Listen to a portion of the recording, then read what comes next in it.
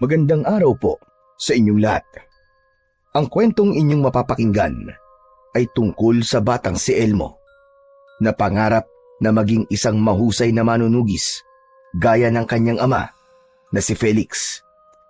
Isang medalyon ang ibinigay ni Felix kay Elmo na maaari lamang niyang gamitin kapag dumating na siya sa hustong edad.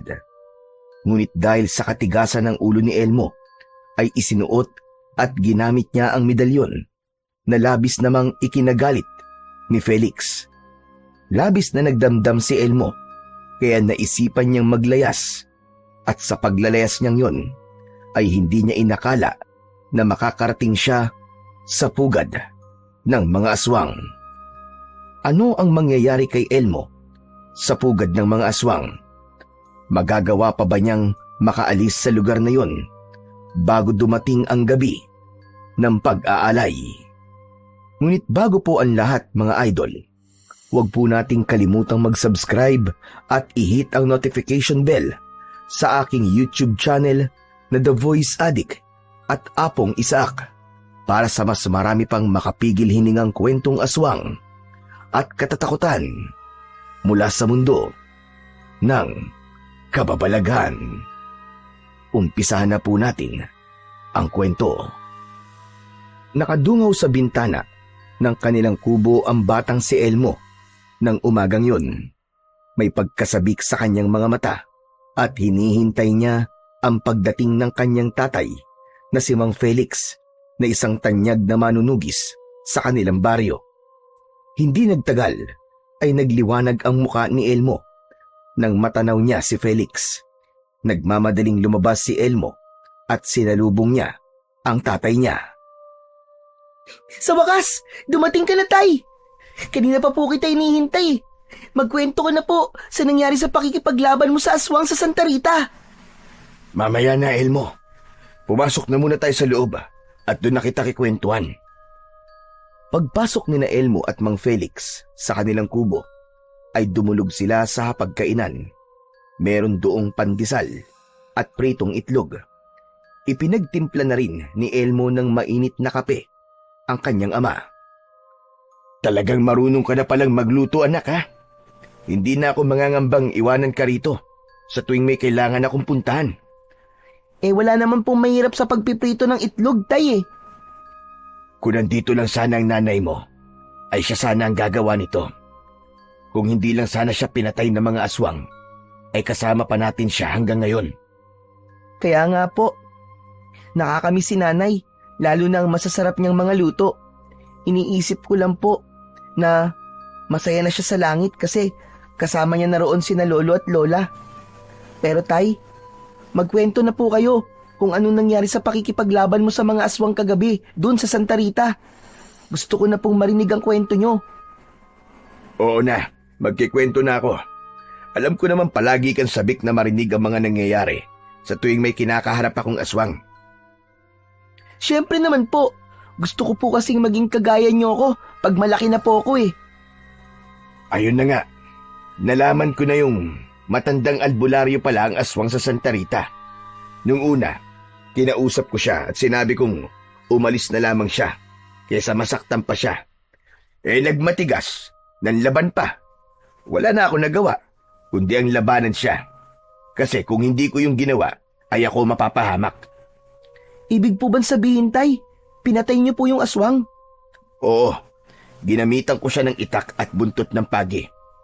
Hindi naman siya nakapalag sa akin. Ayoko sana siyang patayin at nais ko na bigyan pa siya ng pagkakataong mabuhay at magbago. Pero mas pinili niya ang kamatayan. Ang astig niyo talaga, tay. Hindi na po ako makapaghintay na lumaki para sanayin niyo na rin po ako para maging isang manunugis. Huwag ka mag-alala, anak. At darating din tayo sa bagay na yan. Pero, hindi po ba talaga pwedeng sanayin niyo na po ako ngayon? Handa na po ako, tay. Kayang-kaya ko na po yun. Hindi pa, anak. Masyado ka pang bata para sa ganitong bagay. Ang mas mabuti mong gawin ay mag-aral ka muna at sulitin mo ang pagiging bata mo. Ayokong paglaki mo magsisisi ka kasi hindi mo na-enjoy ang kabataan mo. Ganyan kasi ang nararamdaman ko. Kasi bata pa lang ako nang sinanay na ako ng aking ama para maging isang manunugis. Sana po lumaki na po ako kagad. Gusto ko na rin po makipaglaban sa mga aswang eh.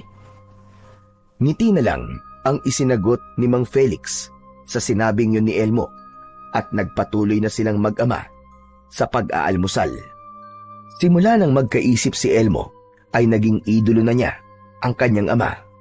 Nakita niya kung paano hangaan ng mga tao si Mang Felix dahil sa taglay nitong husay at tapang sa pakikipaglaban sa lahat ng uri ng aswang. Wala siyang ibang gusto paglaki niya, kundi ang maging kagaya ng kanyang ama. 7 taong gulang noon si Elmo nang mamatay ang kanyang ina dahil sa pagsalakay ng mga aswang sa kanilang baryo. Pinuntiryan ng mga yon ang nanay ni Elmo bilang paghihiganti ng mga aswang kay Mang Felix. Ngunit sa kabila ng mapait na pangyayaring yon, ay hindi pinanghinaan ng loob si Mang Felix at bagkus ay mas lalo pang nag-alab ang kagustuhan nitong wakasan ang bawat kasamaan ng mga aswang. Kahit sa ibang lugar ay pinapatawag si Mang Felix kapag may aswang na umaatake dahil sa husay nga nito sa pagiging isang manunugis. Kinagabihan, habang nakaupo si Elmo sa labas ng bahay at pinagmamasdan ang napakaraming bituin sa kalangitan, ay tumabi sa kanya si Mang Felix. Agad niyang napansin ang maliit na kahon na hawak ng kanyang ama. Tay, ano po yung kahon na yan? Parang ngayon ko lang po yan nakita. Dahil itinago ko to, noon pa man anak. Pero gusto ko nang ibigay ito sa'yo dahil gusto kong subukan ang iyong disiplina. Ano pong ibig niyong sabihin, Tay? Binuksan ni Mang Felix ang kahon na gawa sa matibay na uri ng kahoy. Napanganga si Elmo nang makita ang isang medalyon sa loob ng kahon. Tila gawa yun sa tanso dahil sa mamula-mula na may kasamang kahil na kulay nun. May mga kakaibang simbolong nakaukit sa medalyon na hindi alam ni Elmo kung ano ang ibig sabihin. Wow! Ang ganda naman po ng medalyon na yan, Tay! Hindi lamang ito basta maganda, kundi makapangyarihan din. Ang medalyon na ito ay ipinamana pa ng lolo mo, pero hindi para gamitin ko, kundi upang ipamana sa aking panganay na anak na lalaki. At ikaw yun, Elmo. Isa itong makapangyarihang medalyon na nagbibigay ng lakas sa kung sino mang magsusuot nito. Isa itong medalyon na mabisang gamitin kapag makikipaglaban ka sa mga aswang. Agimat po ba yan, Tay? Ibig sabihin, papayagan niyo na po akong gumamit ng agimat? Papayagan niyo na po ba akong makipaglaban sa mga aswang? Hindi pa. Hindi pa, anak. Pero bakit niyo po ipinapakita sa akin ng medalyon na yan? Ano pong dahilan?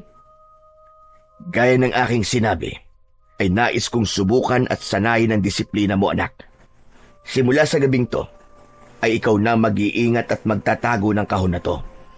Ngunit maaari mo lamang isuot at gamitin ang medalyon na nasa loob nito kapag tumungtong ka na sa edad na 18. 18? Ang tagal pa po nun.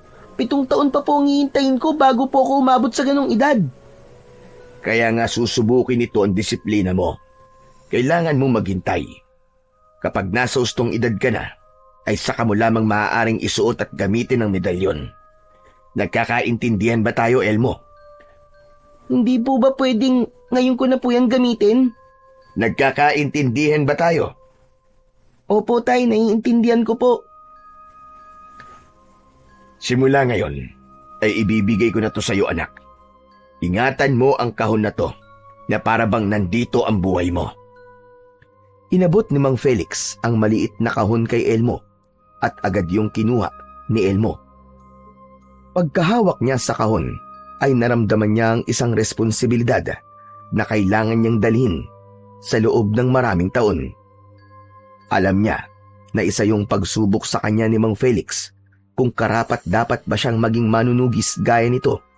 Kaya nangako siya sa sarili na gagawin niya ang lahat para mapatunayan sa kanyang ama na karapat dapat siyang maging isang manunugis.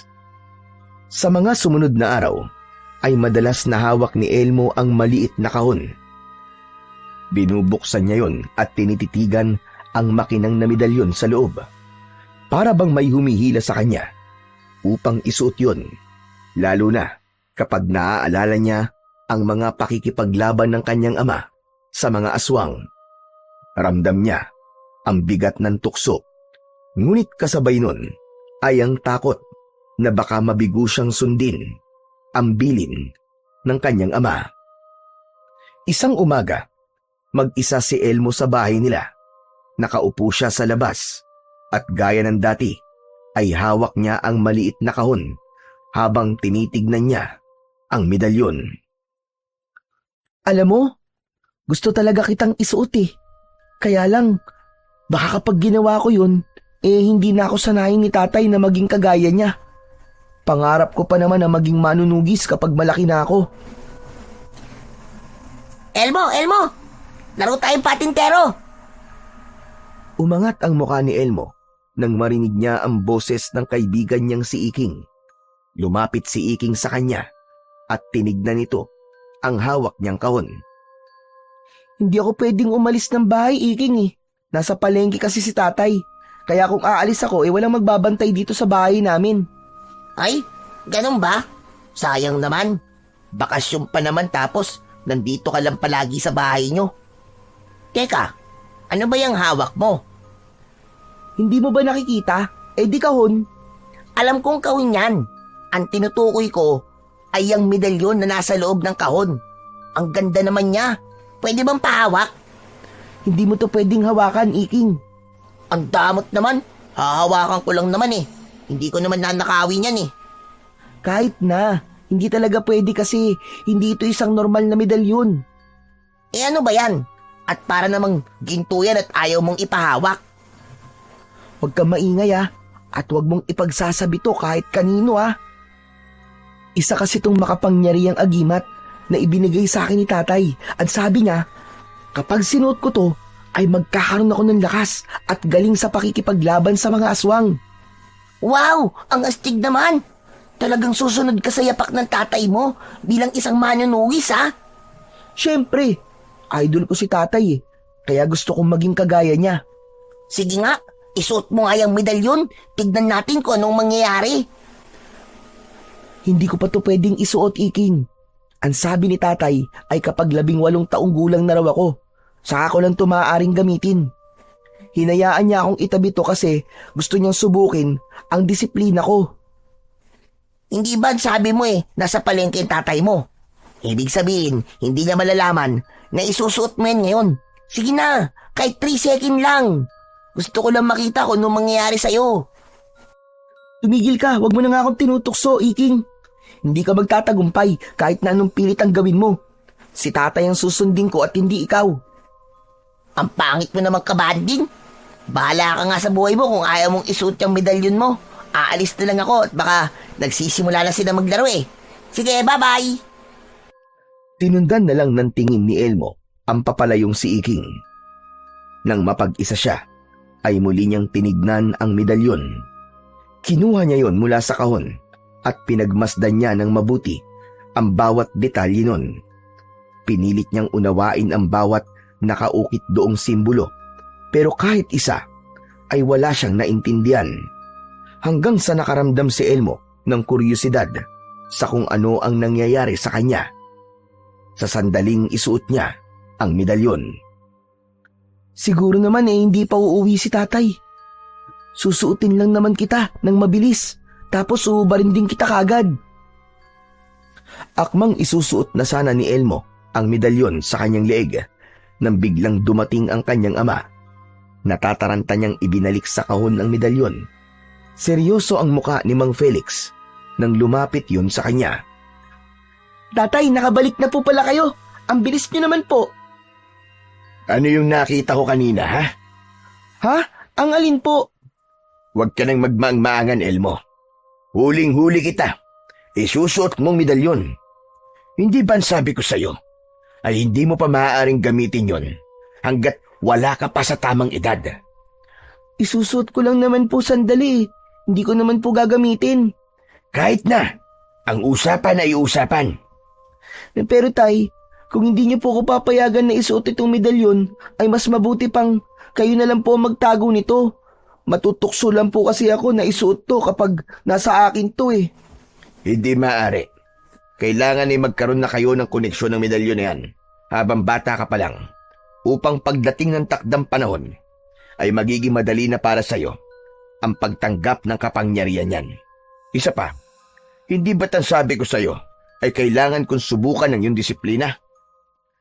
Alam mo, Elmo, isa sa mahalagang katangian ng pagiging manunugis ay ang disiplina sa lahat ng bagay. Bukod sa husay sa pakikipaglaban sa mga aswang, ayan ang isa sa mga katangian na dapat mong taglayin. Kaya kung gusto mong maging kagaya ko, ngayon pa lang, ay dapat ka nang magkaroon ng disiplina at pagpipigil sa iyong sarili. Napayuko na lamang si Elmo. Naisip niya ng sandaling yon na kailangan niyang sundin ang mga sinabi ng kanyang tatay.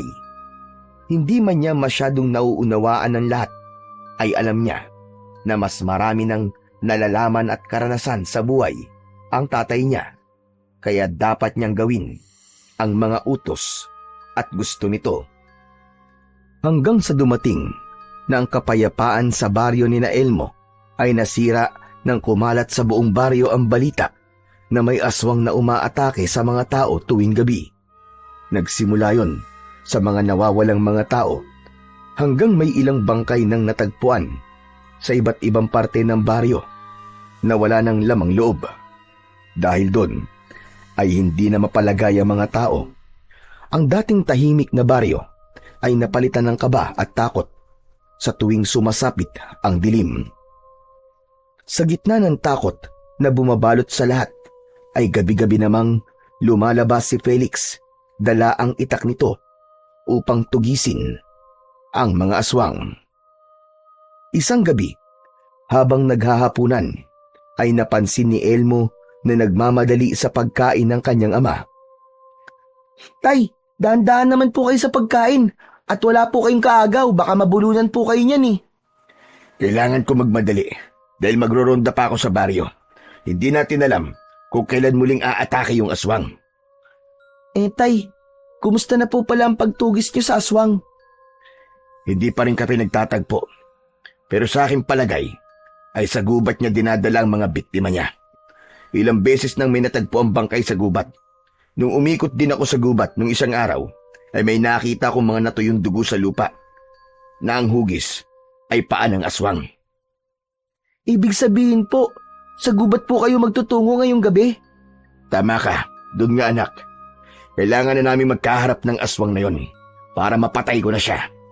Habang buhay pa ang aswang na yon ay paniguradong dadami pa ang mabibiktima niya. Hinayaan na lamang ni Elmo ang tatay niya sa mabilis nitong pagkain. Matapos maghapunan ay naghanda na si Felix sa pag-alis nito. Kinuha nito ang itak at nagsabit ito ng agimat sa leeg nito. Tay, bakit hindi niyo po gamitin yung medalyon na ipinatabi niyo po sa akin? Hindi ko yun maaaring gamitin dahil ikaw ang itinakdang mga laganon. O paano? Kailangan ko nang umalis, anak. Huwag kang lalabas ng bahay kahit anong mangyari, ha? Huwag mo na akong hintayin at paniguradong madaling araw na ako makakauwi. At higit sa lahat, huwag mong kalilimutang isarado ang pinto at mga bintana. Bubuksan mo lang ang pinto kapag ako ang kumatok. Opo, tatandaan ko po lahat ng sinabi niyo, tay. Mag-iingat po kayo. Isang mahigpit na yakap ang iniwan ni Felix kay Elmo bago yung tuluyang lumabas ng bahay. Isinarado na ni Elmo ang pinto at niligpit niya ang pinagkainan nila. Habang dinadala niya sa batalan ang mga pinggan, ay nakarinig siya ng pagkatok sa pinto. Si tatay ba yun? Siguro may nakalimutan siya. Bubuksan na sana ni Elmo ang pinto, pero natigilan siya. Naisip niya na baka aswang ang nasa labas. Sino nandyan? Sino nandyan? Magsalita ka! Ako to, Elmo, si King. Buksan mo ang pinto. Bilisan mo, natatakot na ako rito eh. Nang malaman ni Elmo na ang kaibigan niya ang nasa labas, ay binuksan niya kagad ang pinto. Nagmamadali naman pumasok si Iking na may dalang itak. Oh, anong ginagawa mo rito ng ganitong oras, Iking? Tapos may dala ka pang itak. May sasabihin kasi ako sa'yo. Naisip ko kasi na tulungan natin si Mang Felix na tugisin yung aswang. Ano? Nagpapatawa ka ba, Iking? Anong pumasok sa utak mo at naisipan mong gawin yan? Hindi ba gusto mo maging kagaya ng tatay mo na hinahangaan ng mga tao? Gusto ko ring maranasan yon, Elmo. At mangyayari lang yon kung tayo makakapatay sa aswang. Kaya kumuha ka na rin ng itak mo at lumabas na tayo. Ayoko, magagalit si tatay sa akin. Saka ano ka ba, mga bata pa tayo eh. Wala tayong laban sa aswang. Meron tayong laban. Nakalimutan mo na ba yung medalyon na ibinigay sa'yo ng tatay mo? Oras na para gamitin mo yon. Saka sigurado ko na kapag napatay natin yung aswang, ay hindi magagalit sa'yo si Mang Felix. Baka nga mamaya matuwa pa yun sa'yo at ipagmalaki ka pa niya sa lahat. O ano, tara na. Sayang ang oras. Sandaling nag-isip si Elmo. Unti-unti siyang natukso sa mga sinabi sa kanya ni Iking. Sa totoo lang, simula na magkaroon ng aswang dito sa atin at gabi-gabing lumalabas si tatay para tugisin yung aswang, ay gusto kong sabihin sa kanya na isama niya ako. Pero hindi ko ginagawa kasi alam ko na hindi siya papayag eh. Saka, gusto ko na rin talagang malaman kung ano ang kayang gawin ng medalyon kapag isinuot ko yun. Oh, yun naman pala eh. Oh, eto na ang pagkakataon na hinihintay mo. Isuot mo na ang medalyon. Sige, pero kapag napagalitan ako ni tatay, ikaw ang bahala sa akin ha. Oo na. Ako na ang sasalod ng galit ng tatay mo. Tara na kasi, ang dami mo pang sinasabi. Sandali lang at kukunin ko lang yung medalyon. Nagmamadaling nagtungo si Elmo sa kwarto nila ng kanyang ama. Mula sa aparador ay kinuha niya ang kahon kung saan nakalagay ang medalyon. Huminga muna siya ng malalim bago niya yon buksan. Nang tumambad sa kanya ang medalyon, ay biglang nanginig ang mga kamay niya. Hindi na siya nag-isip ng matagal. Kinuha niya ang medalyon at isinuot niya yon sa leeg niya. Napahawak sa dibdib si Elmo nang may naramdaman siyang mainit na bagay na dumaloy sa kanyang buong katawan. Pakiramdam niya ay isa yung enerhiya na nagmula sa medalyon. Naging magaan ang pakiramdam niya at naglaho ang takot na kanyang nararamdaman. Hala, mukhang totoo nga ang kapangyarihan ng medalyon na to. Parang kahit ilang aswang ay kayang-kaya ko ng labanan. Elmo, ba't ang tagal mo dyan? Bilisan mo na! Elmo! Oo, sandali lang. Masyado ka namang mainipin. Lumabas si Elmo ng kwarto. Kinuha niya sa kusina ang isa pa nilang itak at sa kanya binalikan si Iking. Handa na ako, Iking. Wow! Bagay pala sa iyong medalyon ha? Eh nung pakiramdam, nasuot mo na yan ngayon. Parang ang lakas-lakas ko, Iking. Tapos wala akong nararamdaman takot. Ewan ko ha, hindi ko maipaliwanag pero parang ang gaan talaga ng pakiramdam ko. Ayos yan. Siguro ganyan talaga ang mangyayari sa'yo kapag suot mo yan. O ano, tara na. Handa ka na bang maging batang manunugis? Handang-handa na. Tara na. Naunang lumabas si Iking. Bago dito sumunod si Elmo.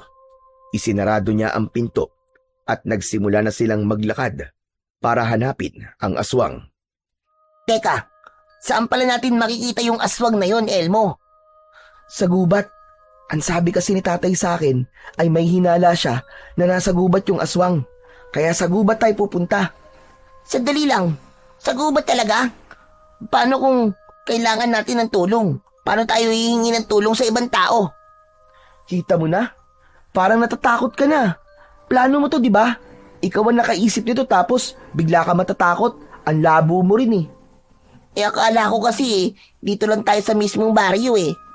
Kung dito na lang sana tayo, ay mas madali tayong makakatakbo at makakahingi ng tulong kapag kinakailangan. Ang dami mo namang dahilan. Ano ba? Tutuloy ka pa ba o hindi na? Hindi na lang siguro. Ayoko magpunta sa gubat, Elmo. Dito na lang kasi tayo sa malapit sa mga kabahayan. Eh, nandun nga kasi sa gubat yung aswang. Kahit abutin tayo ng umaga sa paghanap sa aswang dito sa baryo, kung nasa gubat naman siya, hindi natin siya makikita. Ano ka ba? Pasensya ka na, ha? Pero ayoko na pala. Bigla ako natakot kasi sa gubat pala tayo pupunta eh. Sige na, uuwi na ako sa amin. Baka kasi magising na si nanay at tatay tapos malaman nila na wala ako sa bahay. Sige, paalam na Elmo. Magkita na lang tayo bukas. Hindi na hinintay ni Iking na makapagsalita pa si Elmo at tumakbo na yon ng mabilis pauwi sa bahay nito. Napailing na lamang si Elmo. Kita mo na tong si Iking, oo. Pasaway talaga. Siya nag-ayang tugisin namin yung aswang tapos biglang mangiiwan. Ano palang gagawin ko ngayon? Uuwi na ba ako? Ay hindi. Hindi ako uuwi sa amin, total. Nandito na ako sa labas eh. Itutuloy ko na to. Tama. Kailangan kong ipakita kay tatay na kaya ko nang maging manunugis kahit bata pa lang ako. Matapang na mag-isang naglakad si Elmo papunta sa gubat. Patuloy niyang nararamdaman ang pagbibigay ng lakas at tapang ng medalyon na nakasabit sa kanyang leeg. Pagpasok niya sa gubat, ay hinigpitan niya ang pagkakahawak sa itak at tinalasan niya ang kanyang paningin. Nasaan na kaya yung aswang? Sana ay ako ang unang makakita sa aswang at hindi si tatay. Patuloy na naglakad si Elmo sa gubat hanggang mula sa pagitan ng mga puno ay nasilayan niya si Felix na nakikipagbakbakan sa isang malaking aswang. Mukhang mabagsik ang aswang. Mahahaba ang mga kukunon, nanlilisik ang mga mata, at bawat galaw nito ay mabilis na parang kidlat. Hawak ng kanyang ama ang itak at inaatake nito ang aswang. Napahawak si Elmo sa dibdib niya nang makita niyang nasunggaban ng aswang ang kanyang ama. Napahandusay si Felix sa lupa at nabitiwan nito ang itak. Dinaganan ng aswang ang tatay niya at unti-unting inilipat ng aswang ang matutulis nitong kuko sa leeg ni Felix. Nanlamig ang buong katawan ni Elmo, ngunit hindi niya matiis na manood na lamang. Kusang gumalaw ang katawan niya at tumakbo siya palapit sa aswang. Napalingon si Felix kay Elmo. Hayop ka! Layuan mo ang tatay ko! Elmo, anong ginagawa mo rito? Umalis ka na! Hindi pinakinggan ni Elmo si Mang Felix. Bagkus ay sinugod niya ang aswang at buong lakas niyang isinaksak ang matalim na itak sa likod ng aswang.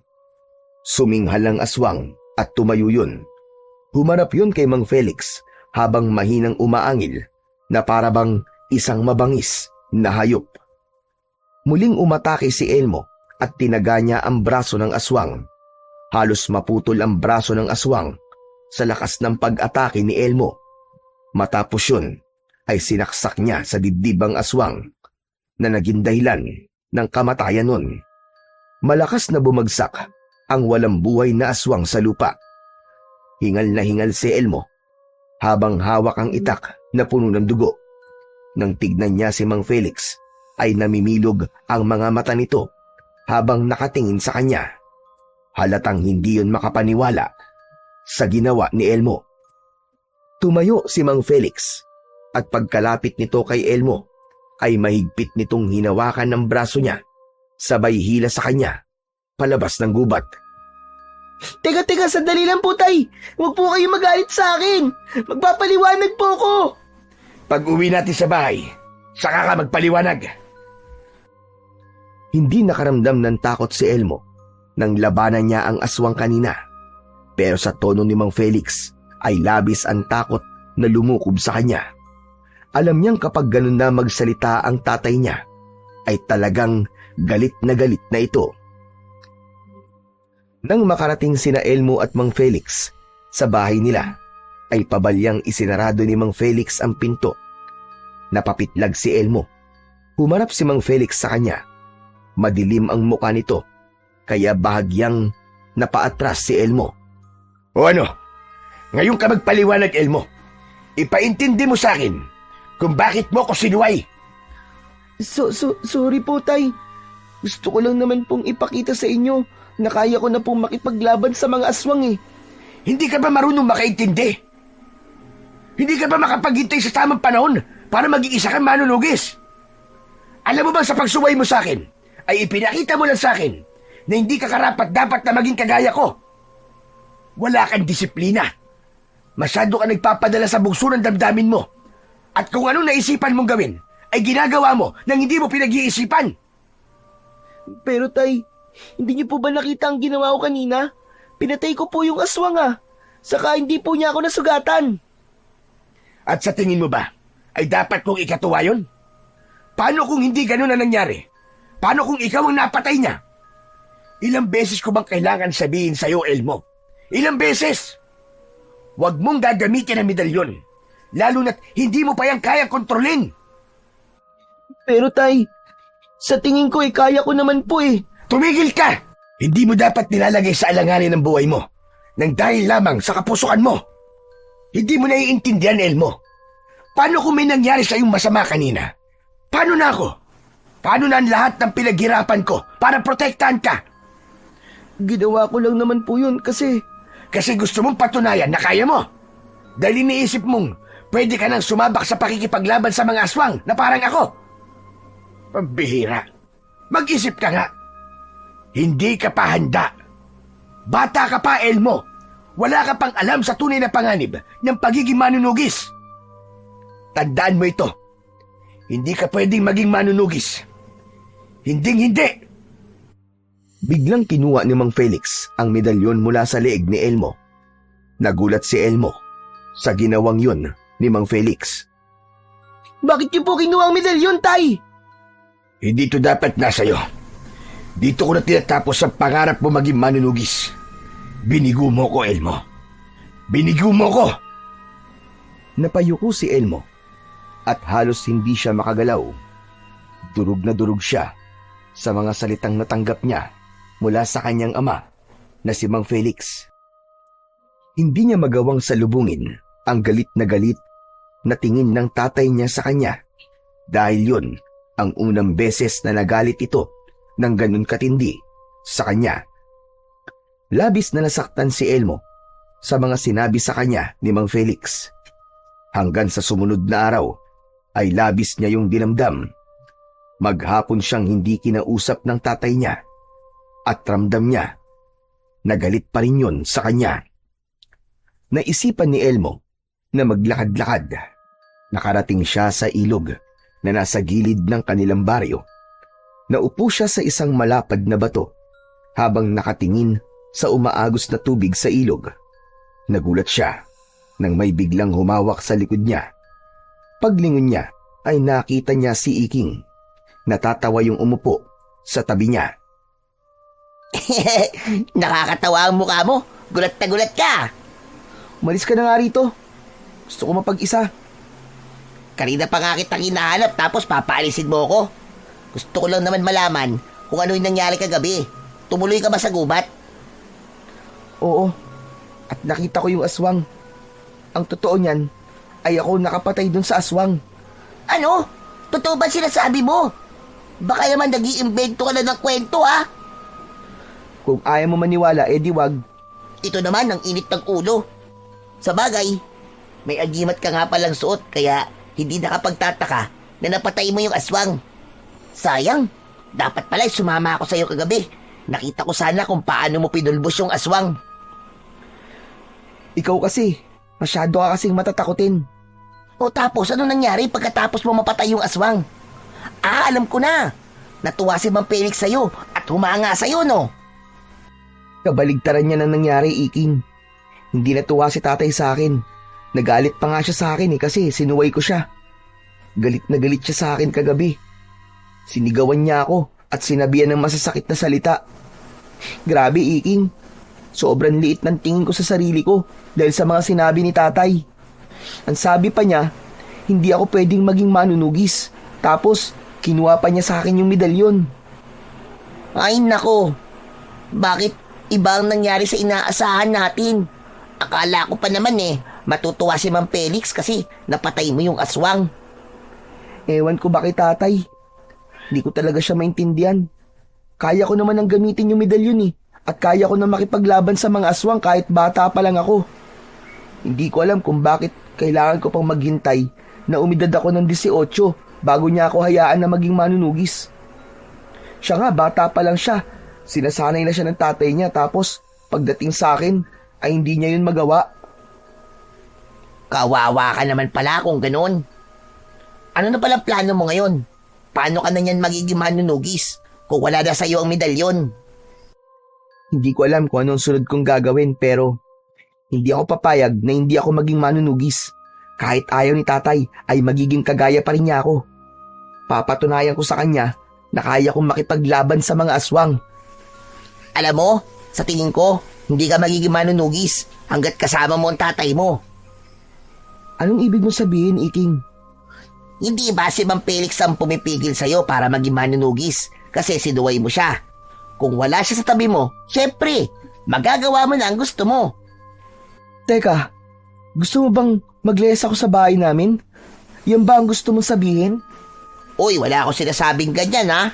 Saka sa tingin mo ba, ay kaya mong wala ang tatay mo? Hindi naman, di ba? Dahil sa sinabing yun ni Iking, ay isang ideya ang biglang pumasok sa utak ni Elmo. Isang ideya na maaaring maging solusyon upang matupad niya ang pangarap niyang maging isang manunugis. Nagmamadaling bumalik si Elmo sa bahay nila. Sakto na wala pa roon ang tatay niya. Inilabas niya ang bag na ginamit niya sa pagpasok sa paaralan. Nilagyan niya yon ng ilang piraso ng mga damit.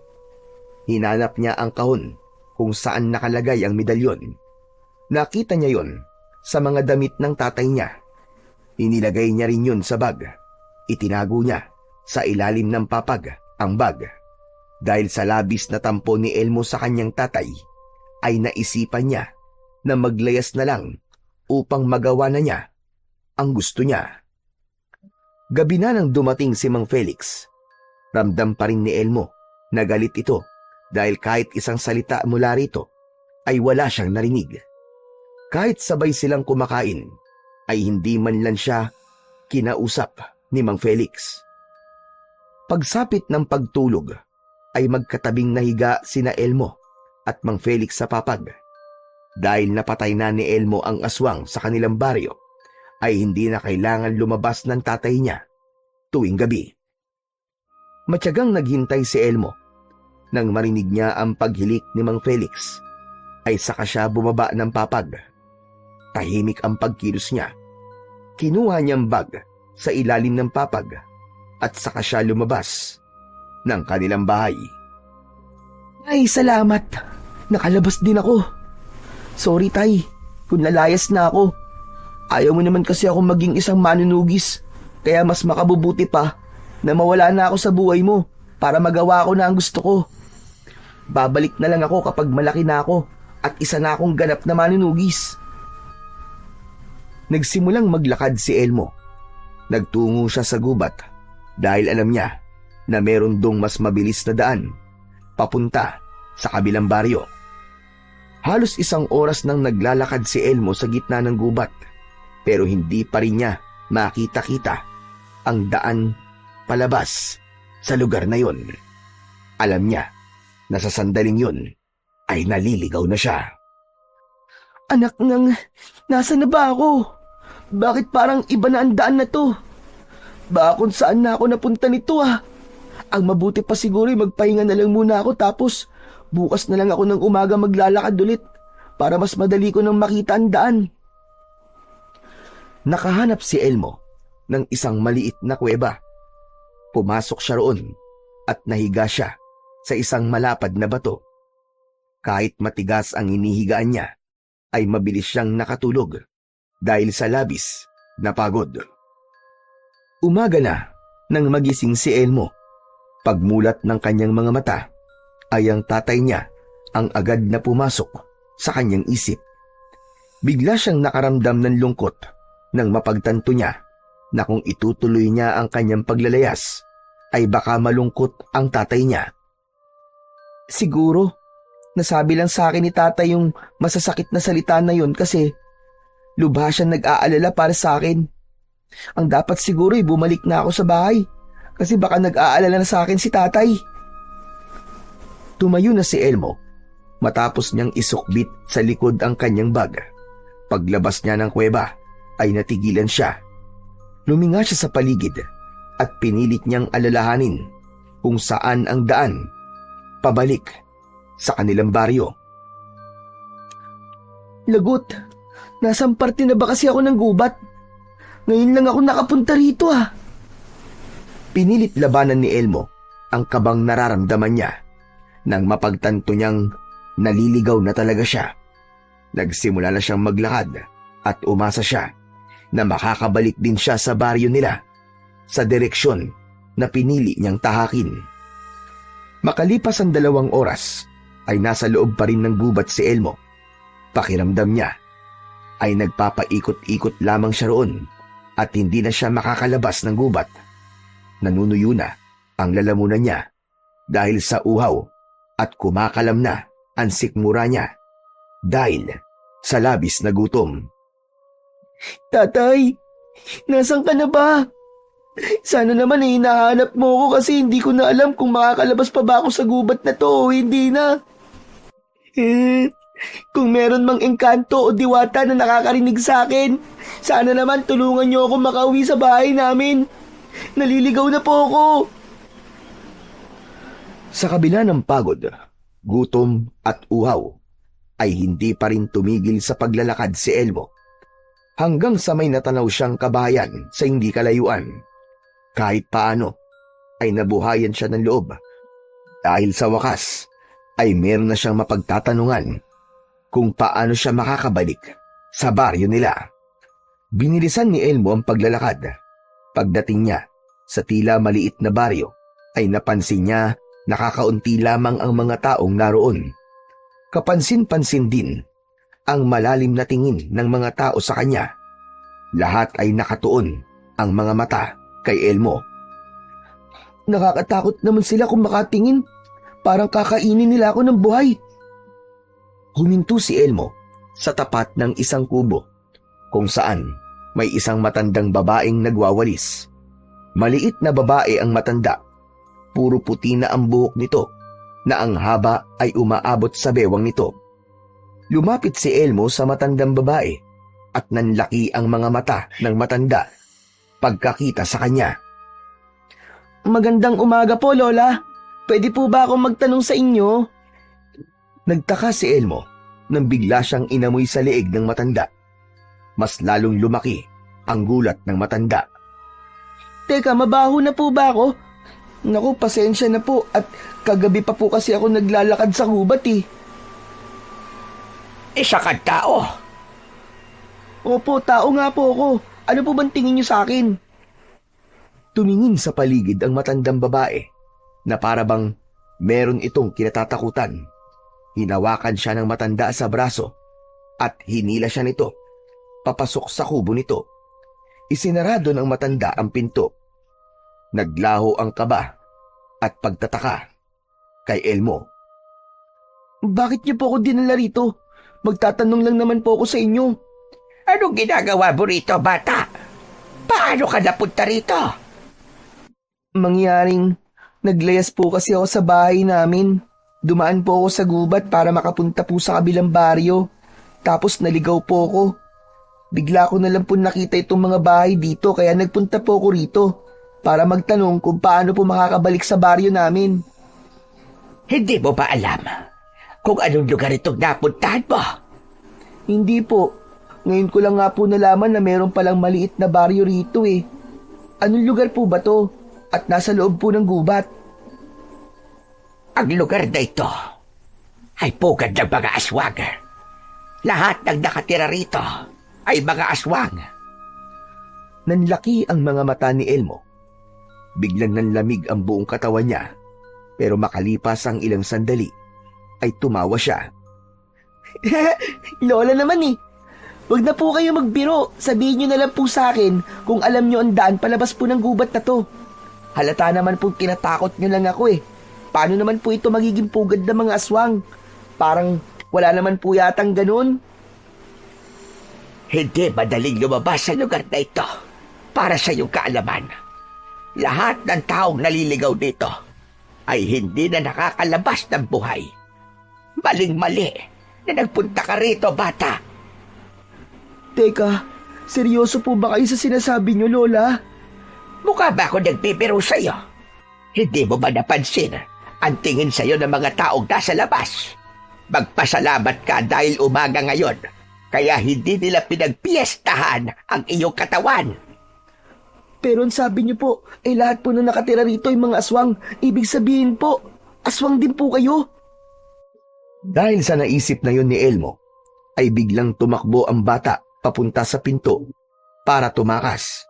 Ngunit bago pa siya makarating sa pinto, ay humarang na roon ang matandang babae. Napaatras si Elmo at pasimpleng gumala ang mata niya sa paligid sa pag-asang may makikita siyang bagay na magagamit niya upang ipagtanggol ang kanyang sarili. Nang makita niya ang isang patalim na nakapatong sa lamesa, ay mabilis niya yung kinuha. Itinutok yun ni Elmo sa matandang babae. Huwag kang lalapit sa akin! Baka hindi mo alam, anak ako ng isang matapang na manunugis. Kaya alam ko kung paano makipaglaban sa aswang. Talaga? Anak ka ng isang manunugis at marunong kang makipaglaban? Oo, kaya wag mo akong susubukan. Kahit matanda kay lalabanan kita. Nasasabi mong marunong kang makipaglaban, pero nakikita ko na mali ang paghawak mo ng patalim. Huwag mo kung niloloko, bata ka. Kahit na, kaya ko pa rin lumaban. Kaya kung ako sa'yo, ay palabasin mo na ako rito. Sige, lumabas ka ng aking kubo at tignan natin kung makakaalis ka sa lugar na to ng buhay. Kapag naamoy nila na isa kang tao, ay bibihagin ka nila. Nalalapit na ang pagbilog ng buwan at malamang ay ikaw ang iaalay nila. Bakit kung makapagsalita ka ay parang may pakialam ka sa akin, ha? Hindi ba't isa ka ring aswang? Malamang ay gusto mo rin akong ialay sa gabi na sinasabi mo. Oo, isa ka akong aswang, pero hindi ako gaya ng mga aswang na narito. Ang totoo, dati ay isa rin akong tao na kagaya mo. Napilitan lang akong maging aswang dahil nakiusap ako kay Dalisag. Tawag niya akong patayin nung umatake sila sa aming baryo. Hinayaan niya akong mabuhay, ngunit ang kapalit ay ginawa niya akong aswang. Ngayon, isa na ako sa mga alagad ni Dalisag. Maniwala ka sa akin, bata. Wala akong ibang nais kundi ang makaalis ka ng ligtas at buhay sa lugar na ito. Kung magtitiwala ka lang sa akin, ay makakauwi ka pa sa inyong baryo. Matiim na tinignan ni Elmo ang matandang babae. Naramdaman niyang totoo ang lahat ng sinabi nito. Alam niya rin na wala siyang pagpipilian, kundi ang magtiwala sa matandang babae. Kung nasa pugad nga siya ng mga aswang, ay siya ang nag-iisang tao roon. At para siyang isang daga na pumasok sa isang kulungan na punong-puno ng mga gutom na tigre. Ibaba mo na ang hawak mong patalim. Hindi kita sasaktan, iho.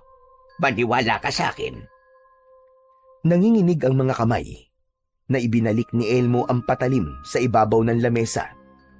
Hindi niya inalis ang tingin sa matanda dahil kahit ramdam niya na nagsasabi yun ng totoo, ay ayaw niya pa ring ibigay dito ang buong tiwala niya.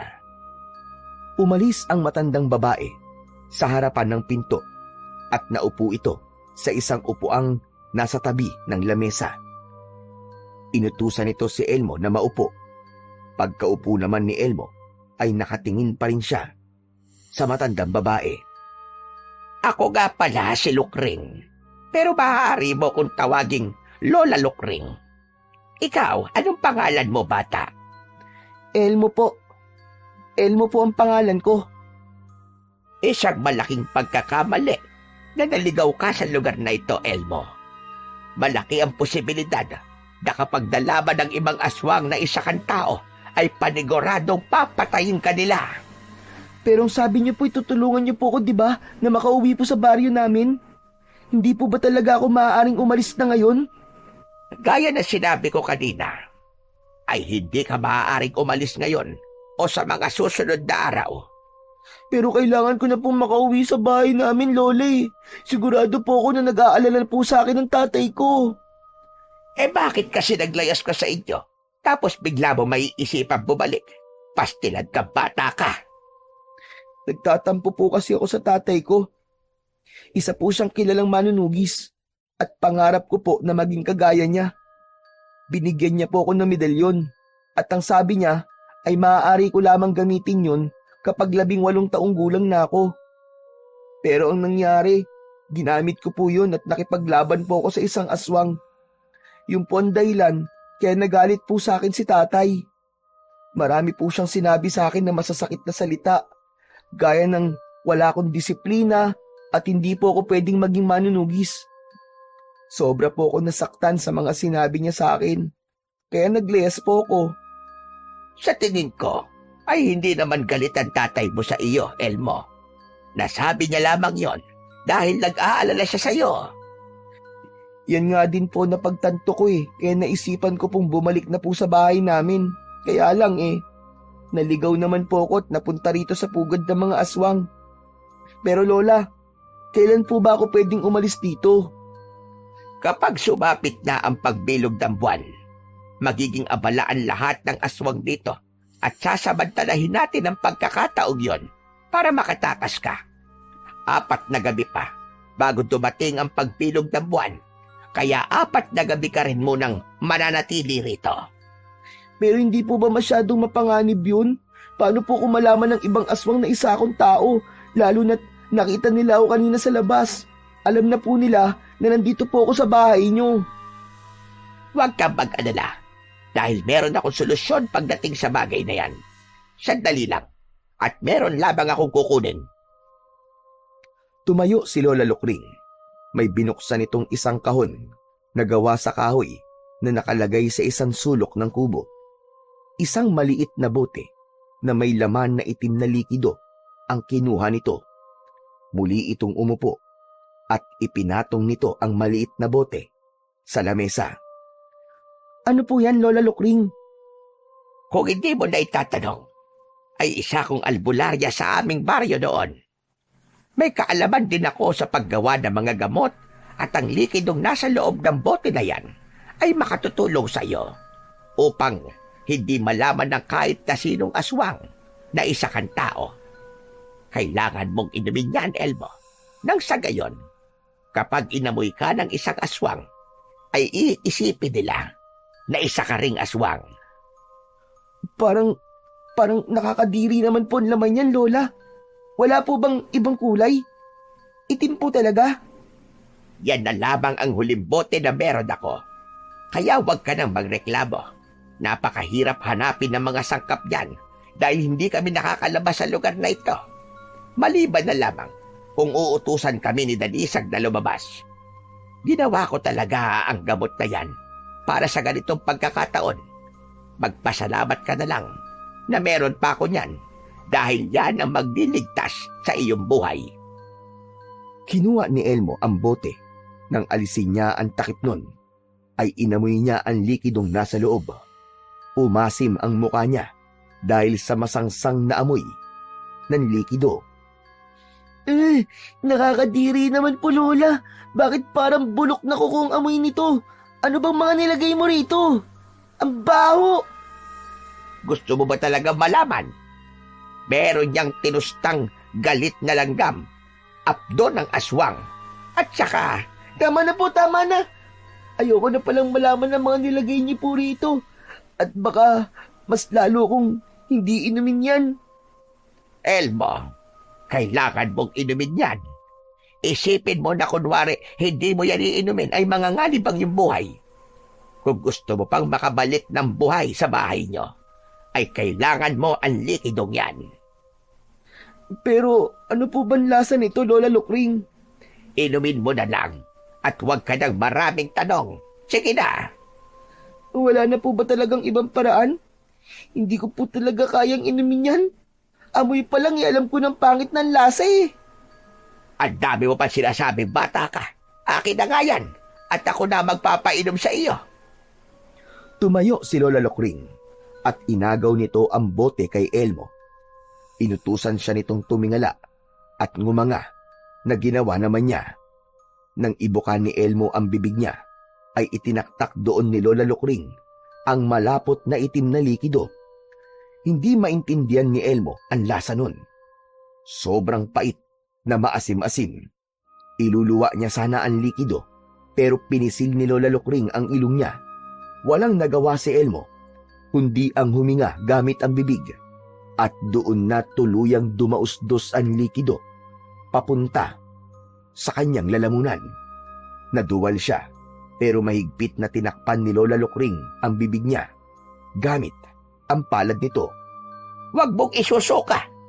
Yan na lang ang huling bote na meron ako. Huwag mong sayangin yan. Nang tuluyan ng nalunok ni Elmo ang itim na likido, ay namumula ang kanyang mga mata. Panay ang ubo niya at nalalasahan pa rin niya ang likido sa loob ng kanyang bibig. Grabe, napakapangit po ng lasa, nakakasuka. Pangit ba ng lasa? Pero yan ang magliligtas sa iyo, bata. Ano na nararamdaman mo ngayon? Parang umiinit po ang katawan ko. Saka mabilis po ang tibok ng puso ko. Mabuti kung ganon. Huwag kang mag-alala. Dahil panandalian lamang ang nararamdaman mo ngayon at maya-maya lang ay mawawala rin yan panigurado. Ibig sabihin yan ay gumagana na ang epekto ng likido sa iyo. Ngayon ay hindi mo na kailangan matakot na lumabas at magpakita sa ibang mga aswang na nandito dahil hindi nila maaamoy na ikaw ay isang tao.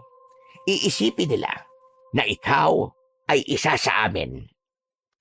Pero hindi po kaya magtaka ang mga aswang dito kung sino ko? Ako na bahala sa bagay na yan. Oo nga pala, nagugutom ka na ba? Gusto mo bang kumain?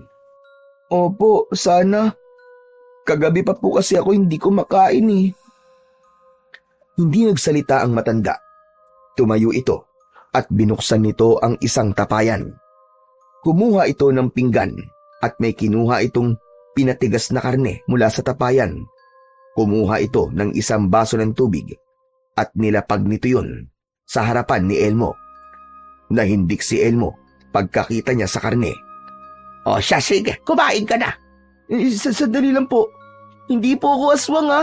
Wala po ba kayong ibang pagkain? Kahit gulay na lang po o prutas. Iniisip mo bang karne yan ng tao? Huwag kang mag-alala dahil hindi kita bibigyan ng ganoon. Yan ay karne ng baboy ramo na ginawa kong tapa. Sigurado po ba kayo? Kung ayaw mo maniwala, edi huwag mong pakialaman. Ikaw naman ang magugutom at hindi ako. Muling tinignan ni Elmo ang karne. Kinuha niya yon at inamoy. Sa kanya muling tinignan si Lola Lokring. Nang sandaling yon, ay tuluyan na siyang nagtiwala sa matandang babae dahil sa pagtulong nito sa kanya, kahit pa isa itong aswang. Pikit matang kumagat si Elmo sa karne at marahan niya yung ninuya. Masarap po ah. Sabi ko naman sa'yo, o sige lang, kumain ka lang dyan at ipagpapatuloy ko lang ang aking pagwawali sa labas. Oo nga pala, bago ko makalimutan, ay nais kong ipaalam sa'yo na 3 araw lamang ang bisa ng ininom mong likido. Kaya, huwag mong kakalimutan na sa ika-4 na araw ay hindi ka na maaaring lumabas ng aking kubo. Nagkakaintindihan ba tayo, Elmo? Opo Lola, tatandaan ko po ang sinabi niyo sa akin. Lumabas na si Lola Lokring habang si Elmo ay ipinagpatuloy ang pagkain. Dahil sa sobrang gutom niya, ay mabilis niyang naubos ang karne. Pagkainom niya ng isang baso ng tubig, ay malakas siyang dumigay. Bigla siyang nakaramdam ng pagkaantok, kaya nahiga siya sa maliit na papag na nasa isang sulok at hindi nagtagal ay nakatulog na siya. Habang natutulog si Elmo, ay isang napakasamang panaginip ang dumalaw sa kanya. Sa panaginip niya, ay nakita niya ang kanyang ama na nakatali sa nakatayong kawayang nakatusok sa lupa. Napapaligiran si Mang Felix ng napakaraming aswang, hanggang isang aswang na nakasuot ng kapa na may saklob sa ulo ang lumapit dito. Inalis ng aswang ang kapa nito at doon nakita ni Elmo ang kahindik-hindik na mukha ng aswang. Biglang itinarak ng aswang na yon ang matutulis nitong kuko sa dibdib ni Mang Felix at dinukot nito ang puso ni Mang Felix. Isang malakas na sigaw ang kumawala sa lalamunan ni Elmo nang magising siya mula sa panaginip na yon. Tagaktak ang pawis sa kanyang muka habang mabilis ang tibok ng kanyang puso. Madilim na ang paligid at ang tanging pinagmumulan ng liwanag sa loob ng kubo ay ang gaserang nakapatong sa ibabaw ng lamesa. Nagulat at muling napasigaw si Elmo nang may kamay na biglang humawak sa braso niya. Ako ito, Elmo. Huwag kang matakot. Lola Lukring, Ano ba nangyari at sumigaw ka? napanaginipan ko po kasi si tatay ko. Pinatay daw po siya ng isang aswang. Panaginip lang yon. At wala kang dapat na ikatakot. Isa pa, sinasabi na ang panaginip ay kabaligtaran ng mangyayari sa totoong buhay. Talaga po? Oo, Elmo. Kaya kung mamamatay ang tatay mo sa iyong panaginip, ibig sabihin ay hindi yun mangyayari sa realidad. Nag-init ang magkabila ang mata ni Elmo hanggang sa hindi na niya napigilan ang pag-iyak. Lola, miss na miss ko na po ang tatay ko. Gusto ko na pong umuwi sa amin. Huwag kang mag-alala dahil gagawin ko ang lahat para makauwi ka sa tatay mo. Magkakasama ulit kayong dalawa. Nangangako ako sa iyo. Maraming salamat po. Hindi na napigilan ni Elmo na yakapin si Lola Lukring. Umiyak siya sa balikat nito habang marahang tinatapik ng matanda ang likod ni Elmo. Tahan na. Tahan na. Huwag ka nang umiyak. Lola, sa totoo lang po ay nagtataka ako kung bakit niyo po ako tinutulungan kahit isa po kayong aswang. Hindi ba't sinabi ko sa iyo na dati akong tao? Kahit isa na akong aswang ngayon, ay may parte pa rin sa akin ang nananatiling tao. Sa totoo lang, ay tutol ako sa ginagawa ng mga aswang dito dahil tuwing sasapit ang pagbilog ng buwan, ay nag-aalay sila ng buhay ng isang tao. Yun ay upang mas lumakas ang aming pinuno na si Dalisag. Sa gitna ng pagsasalita ni Lola Lukring, ay isang malaking boses ng lalaki ang narinig nila sa labas. Agad na humiwalay si Elmo sa pagkakayakap kay Lola Lukring. Lukring, buksan mo ang pinto ng iyong bahay. Sino po yun? Si Dalisag, ang aming pinuno. Pero huwag kang mag-alala dahil ako bahala sa iyo. Dito ka lang. Lumapit si Lola Lukring sa pinto at binuksan yun. Mula sa papag na kinaroroonan ni Elmo, ay nakita niya sa labas ang isang matangkad na lalaking may malaking katawan. Hanggang batok ang buhok ng lalaki at meron yung makapal na balbas at bigote. May kakaibang takot siyang naramdaman dahil sa matalim na tingin ng lalaki. Ano ang sadya mo sa akin, Dalisag? May nakapagsabi sa akin na may isang batang lalaking tila naligaw rito sa ating pugad. Nagtungo raw ang batang yun dito sa iyong kubo. Nasaan na siya? Isa ba siyang tao? Hindi siya isang tao, Dalisag. Gaya rin natin siya na isang aswang. Ang sabi niya sa akin ay umalis siya sa baryo kung saan siya dating naninirahan dahil nalaman ng mga tao roon na isa siyang aswang. Naglakad-lakad siya sa gubat at naligaw rito sa atin. Nasaan na ang batang sinasabi mo? Iharap mo siya sa akin dahil nais kong makasiguro. Bakit nagdududa ka sa akin, Dalisag? Matagal na akong kasapi ng iyong lipi. Ang buong akala ko buo na ang tiwala mo sa akin. Huwag ka nang maraming sinasabi, Lukring. Iharap mo sa akin ang batang lalaki. Marahang lumingon si Lola Lukring kay Elmo. Tumango ang matanda sa kanya. Bumaba si Elmo ng papag at bagyang nanginginig ang katawan na lumapit siya kay Lola Lokring. Matiim siyang tinignan ni Dalisag mula ulo hanggang paa. Pinigilan niya ang kanyang paghinga nang biglang inamoy ni Dalisag ang leeg niya. Maya-maya pa ay inilayo na ni Dalisag ang mukha nito kay Elmo. Isa kang ang aswang. Naaamoy ko sa iyong dugo ang pagiging aswang. Ngunit bakit tila natatakot ka, bata? Pagpasensyahan mo na si Elmo, Dalisag. Hanggang ngayon kasi ay natatakot pa rin siya dahil sa pagtakas niya sa mga tao. Tinugis kasi siya ng mga yon at muntik pa siyang mapatay. Nagpunta ka sa tamang lugar, bata. Sa lugar na ito ay ligtas ang mga kagaya natin. Walang tao ang maaaring manakit sa iyo rito. Bagkus ay sila ang ating sasaktan at papahirapan. Oo nga pala, ako si Dalisag. Ako ang pinuno ng mga aswang sa lugar na ito. Bilang kapalit ng pagpayag kong manirahan ka rito, ay kailangan mo kong paglingkuran at pagsilbihan.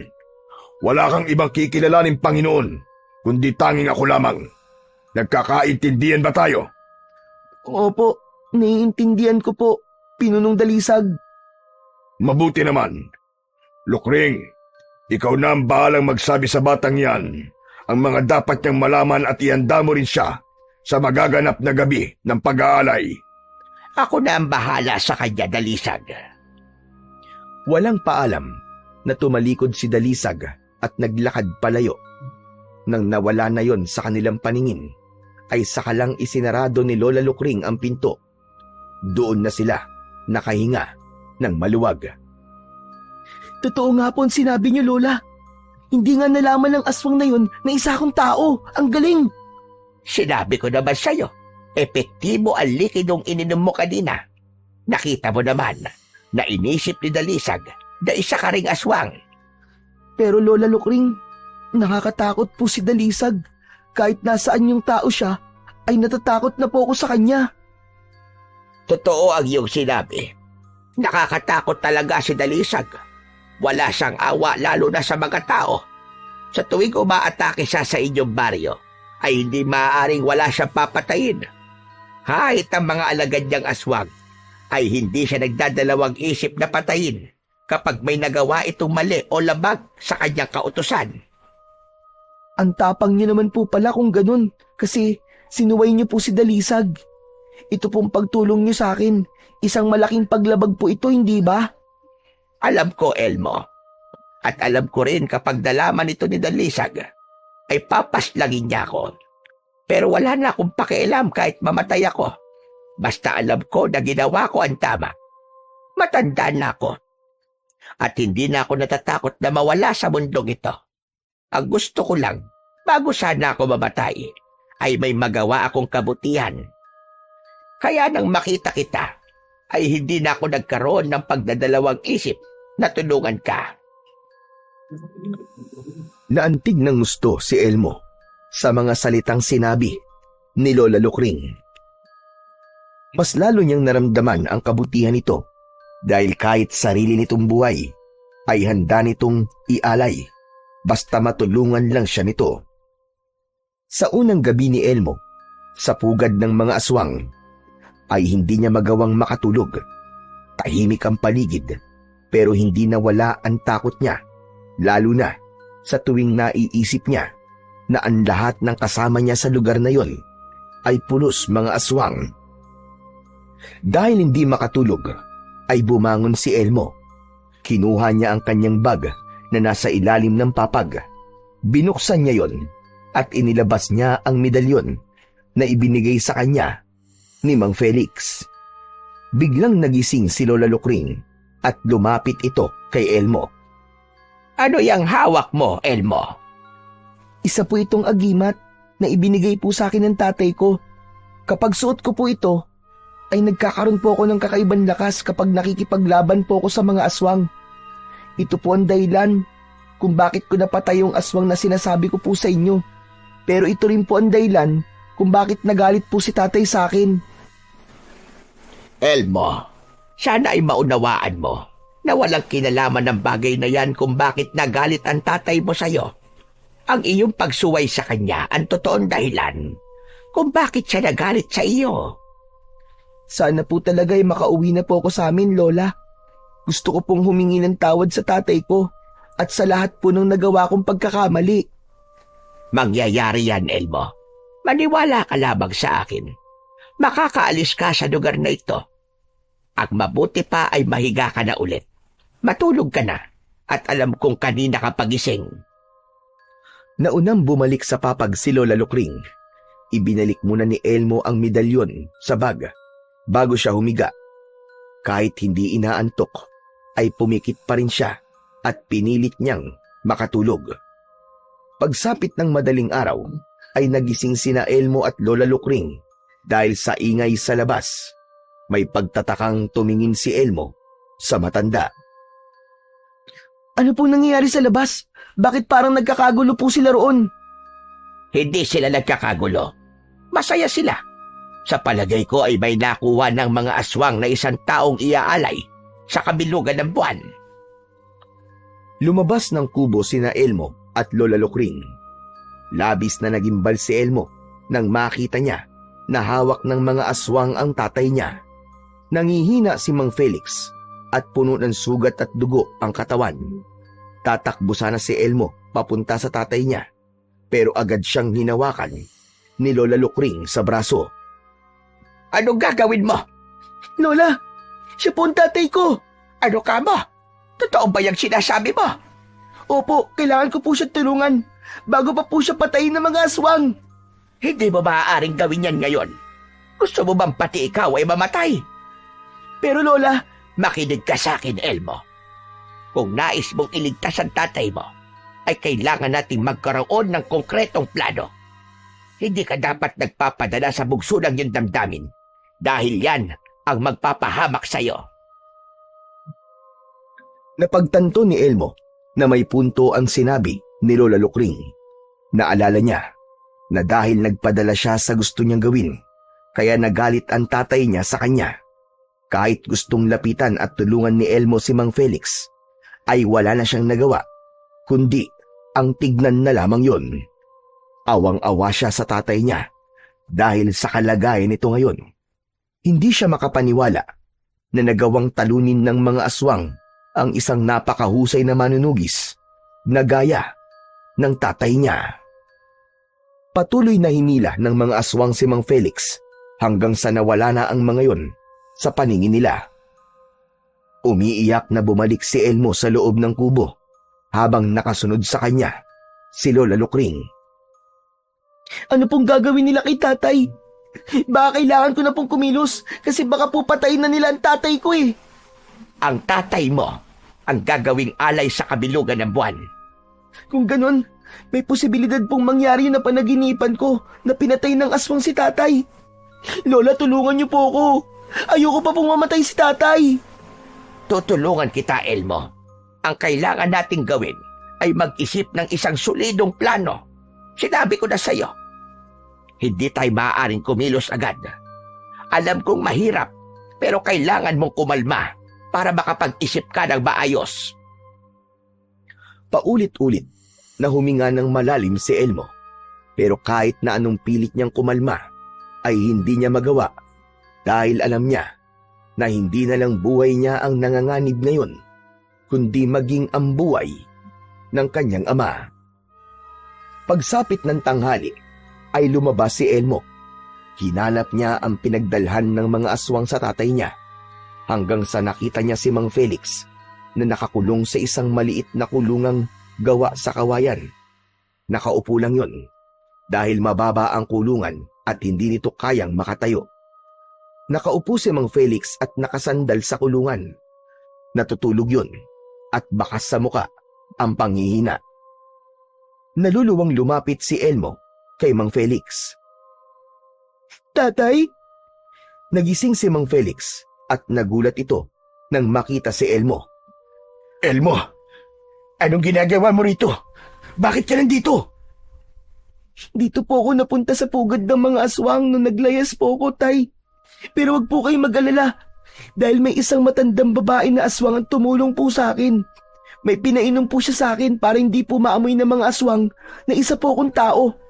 Ang akala po nila ay aswang din po ako na kagaya nila. Ikaw po, paano ka po nila nadala dito? Hindi po ako makapaniwala na nagawa nila kayong talunin. Ang totoo ay kagabi ko lang nalaman na may pugad na mga aswang dito sa gubat. Naisip ko na baka dito ka napunta dahil may nakakita sa'yo na nagpunta sa gubat nung gabing naglayas ka. Sinadya ko magpatalo sa mga aswang nang marinig ko na kailangan nila ng iaalay sa pagsapit ng kabilugan ng buwan para madala nila ako rito. Hindi nga ako nagkamali dahil nandito ka nga talaga, anak. At salamat sa Diyos dahil buhay ka pa. Kasalanan ko po pala kung bakit po kayo napahamak, Tay. Kung nag-isip lang po sana ako at hindi po naglayas ay wala po kayo rito sa pugad ng mga aswang. Patawarin niyo ako, Tay, ha? Patawad po kung sinuway ko po kayo. Naiintindihan ko na po na maling-mali talaga ang ginawa ko. At kaya niyo ako hindi pinapayagan na maging manunugi sa edad ko ay dahil ayaw niyo po ako mapahamak. Patawarin mo rin ako, anak. Kung nasigawan kita, kung naging maayos lang sana ang pakikipag-usap ko sa iyo, ay hindi kita masasaktan at hindi mo maiisipang maglayas. Napahinto sa pag-uusap sina Elmo at Mang Felix nang makarinig sila ng yabag ng paa. Paglingon ni Elmo ay nanlaki ang kanyang mga mata nang makita niya si Dalisag na naglalakad papalapit sa kanila. Huli na para punasan ni Elmo ang luha niya dahil nakita na yon ni Dalisag. Anong ginagawa mo rito, Elmo? Bakit mo kinakausap ang alay? At bakit ka umiiyak? Magkakilala ba kayong dalawa? Hindi po. Hindi ko po siya kilala. Ang totoo nga po niyan eh. Ngayon ko lang po nakita ang taong yan. Talaga? Nagsasabi ka ba sa akin ng totoo? Kung hindi mo siya kilala, ay bakit ka umiiyak? Nang nakita ko po kasi siya, ay naalala ko po yung ginawa ng mga tao sa akin sa baryo kung saan po ako dating nakatira. Naiiyak po ako ng dahil sa galit. Ganyan nga. Dapat ay magalit ka sa mga tao. Sila ang dahilan kung bakit tayo nagtatago na hindi naman dapat. Sila ang dapat na magtago at hindi tayo dahil mas malakas tayo kumpara sa kanila. Pero hindi ko pinapayagan ng kahit na sinong lumapit sa alay. Kaya kung ayaw mo maparusahan, ay umalis ka na rito. Pasensya na po. Hindi ko pa po kasi alam ang bagay po na yan. Pagbibigyan kita sa pagkakataong ito, pero sa susunod ay hindi na. Sige na, umalis ka na rito. Bagyang yumukod si Elmo kay Dalisag bago siya naglakad palayo sa kulungan ni Mang Felix. Nang nakalayo na siya, ay mabilis niyang sinulyapan ang tatay niya at mas lalo siyang nahabag dahil sa kaawa-awa nitong kalagayan. Nang nagpatuloy na siya sa paglalakad, ay nangako siya sa kanyang sarili. Nagkagawin niya ang lahat para mailigtas ang kanyang ama. Pagpasok ni Elmo sa kubo ni Lola Lukring, ay nakita niya ang matanda na nakaupo at matiim ang tingin sa kanya. Saan ka galing, Elmo? Pinuntahan ko po si tatay sa kulungan niya. Bakit ka nagtungo roon? Alam mo bang mahigpit na ipinagbabawal ni Dalisag na lumapit ang kahit na sino sa alay? Isang kaparusahan ang ipapataw sa'yo sa oras na mahuli ka ni Dalisag. Alam ko na po, Lola. Ang totoo nga po niyan eh. Nakita po ko ni Dalisag. Pinagbigyan po ko ni Dalisag kasi bago pa lang ako rito. Hindi niya po ako pinarusahan. Sa susunod ay huwag mo nagkagawin yan, Elmo. Maaari sa susunod ay hindi ka na pagbigyan ni Dalisag. Pero naaawa po kasi ako sa tatay ko eh. Nangihina na po siya at alam ko po na nagugutom na rin po siya. Hindi po ba pwedeng dalan ko siya ng pagkain? Hindi pwede, Elmo. Alam kong mahirap para sa iyo to. Pero hindi mo pwedeng gawin ang kung anong gusto mo. May tamang oras para iligtas mo ang tatay mo. Kailan po ang tamang oras, Lola Lukring? Kapag naialay na ng mga aswang si tatay? Lola, hindi ko po hahayaan na mangyari yun. Kailangan ko na pong iligtas si tatay sa lalong madaling panahon. At anong binabalak mong gawin? Sige nga, Elmo. Sabihin mo sa akin kung paano mo maililigtas ang tatay mo. Gayong nasa pugad kayo ng mga aswang. Biglang natahimik si Elmo dahil wala siyang maisip na sagot sa tanong na yon ni Lola Lukring. Muli siyang napaiyak dahil sa kawalan ng pag-asa. Lumapit si Lola Lukring sa kanya at marahan itong tinapik ang kanyang balikat. Elmo, ang gusto ko ay maghintay ka hanggang sa pagbilog ng buwan. Hindi ba ang sabi ko sa'yo ay sasamantalahin natin ang pagiging abala ng mga aswang sa gabing yon para makatakas kayo ng tatay mo? Konting tiis na lang at konting paghihintay. Yan lang ang nais kong ipakiusap sa'yo. Patuloy lang sa pag-iyak si Elmo. Wala siyang ibang sinisisi kung bakit sila napunta ng tatay niya sa sitwasyon na yon, kundi ang kanyang sarili.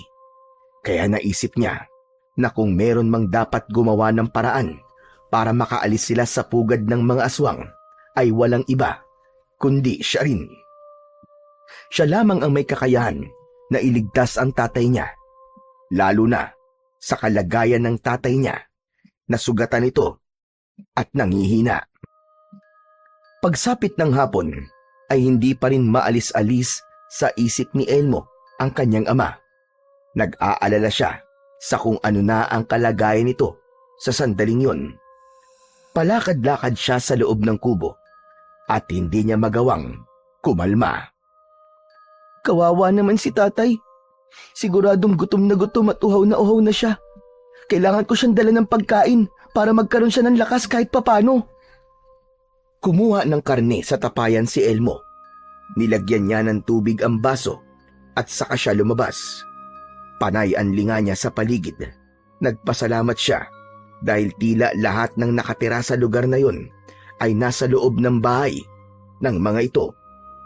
Malayo pa lang si Elmo sa kulungan ni Mang Felix ay nakita na siya nito. Mas binilisan ni Elmo ang paglalakad hanggang sa makalapit na siya sa kulungan. Anong ginagawa mo rito, Elmo? Hindi mo ba narinig yung sinabi sa'yo ng aswang kanina? Paparusahan ka niya kapag nakita ka niya ulit dito. Si Dalisag po yun, tay. Siya po ang pinuno ng mga aswang dito. Pero wag po kayo mag-alala kasi aalis din po agad ako. Alam ko po kasi na nagugutom at nauuhaw na po kayo eh. Kaya dinalhan ko po kayo ng pagkain at tubig. Ito po, kumain na po kayo, tay. Inilusot ni Elmo ang karne at baso sa kulungan. Agad namang kinuha ni Felix ang mga yon. Sige tay, kumain lang po kayo dyan para hindi po kayo masyadong manghina. Hindi na muna nagsalita si Felix. Mabilis nitong inubos ang karne at ang isang baso ng tubig. Matapos nitong kumain, ay ibinalik ni Felix ang baso sa anak niyang si Elmo. Aalis na po ako, tay ha. Huwag po kayo mag-alala kasi po sa kabilugan po ng buwan ay tutulungan po ako ni Lola Lukring na itakas po kayo. Sinong Lola Lukring? Yung aswang po na tumulong po sa akin, tay. Saka na po ako magpapaliwanag kapag nakaalis na po tayo rito. Sige po, aalis na po ako. Baka po may makakita pa sa akin eh. Mag-iingat ka, anak. Matipid nang ngumiti at tumango si Elmo bago siya umalis. Nagmamadali siyang naglakad. At nang makabalik na siya sa bahay ni Lola Lukring, ay doon na siya nakahinga ng maluwag dahil sigurado siya na walang nakakita sa pagbibigay niya ng pagkain at tubig sa tatay niya. Kinagabihan, tahimik na kumakain ng hapunan sina Elmo at Lola Lukring. Nagkatinginan sila nang marinig nila ang boses ni Dalisag sa labas na tilatawag ang pangalan ni Lola Lukring. Huminto muna sila sa pagkain at pinagbuksan ni Lola Lukring ng pinto si Dalisag. Nakita ni Elmo na hindi mag-isa si Dalisag dahil meron yung kasamang dalawang lalaki. Isa sa mga lalaki ay may nakasampay na lubid sa balikat.